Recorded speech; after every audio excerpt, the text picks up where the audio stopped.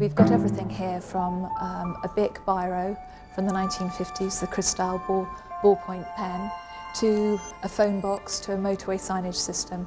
So everything from the very smallest to the very largest. In the 1960s, there was a massive road building programme, and they also, of course, needed signage. They asked the designers Margaret Calvert and Jock Kinnear to come up with a signage system. They introduced lowercase letters for clarity, and this one behind us, we've got it in the gallery because it's a 1-to-1 scale, so it actually shows you how enormous they are.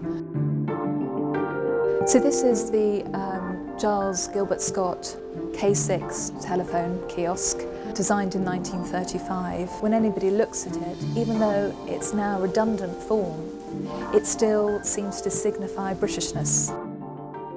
This is one of the first versions of the Anglepoise, produced in 1934. Very good for task lighting, and in the Second World War it was also advertised as being fantastic as a blackout light, because it would target its light in such a close point. This is something that looks very different from the design of today. It's a hairdryer, 1946, by the designer Christian Barman. In terms of electrical appliances that were coming into the homes in vast quantities, people were quicker to adopt new styles, because something like a hairdryer didn't have any previous forms. And this one here is almost streamlined and is influenced by sort of American design of the period. These two items are a child's chair and an adult's chair made by Jane Atfield. These are made from recycled bottles. The sort of mid-90s is a time when designers looked to the material and looked to plastics and notions of sustainability.